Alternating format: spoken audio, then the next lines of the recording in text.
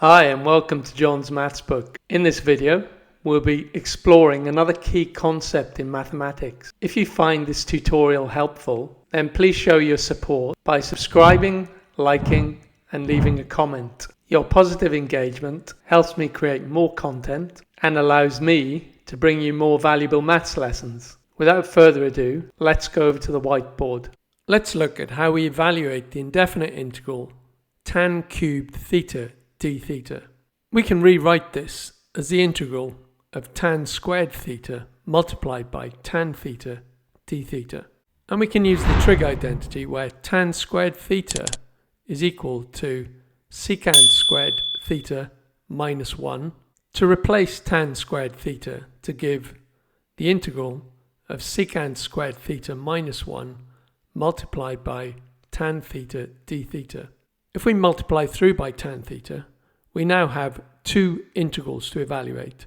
So we have the integral of secant² multiplied by tan⁻θ dθ minus the integral of tan⁻θ dθ.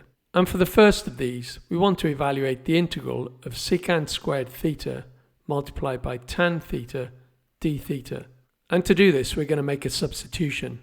So we're going to let u equal tan⁻θ. So the derivative of u with respect to theta is equal to secant²θ.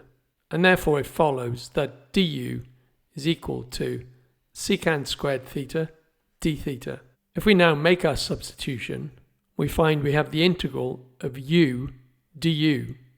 And using the power rule to evaluate this, we have a half multiplied by u² plus a constant of integration which we'll call c. And substituting back in for u, we have a half multiplied by tan²θ plus a constant of integration which we'll call c. So now if we work on the second of the two integrals, we want to integrate tan⁻θ dθ. And we can rewrite tan⁻θ as sin⁻θ divided by cos⁻θ. So we have the integral of sin⁻θ divided by cos⁻θ dθ. And to evaluate this, we're going to make a substitution. So we're going to let u equal cos⁻θ. And the derivative of u with respect to theta, so du by dθ, is equal to minus sin⁻θ. And it follows, therefore, that minus du is equal to sin⁻θ dθ.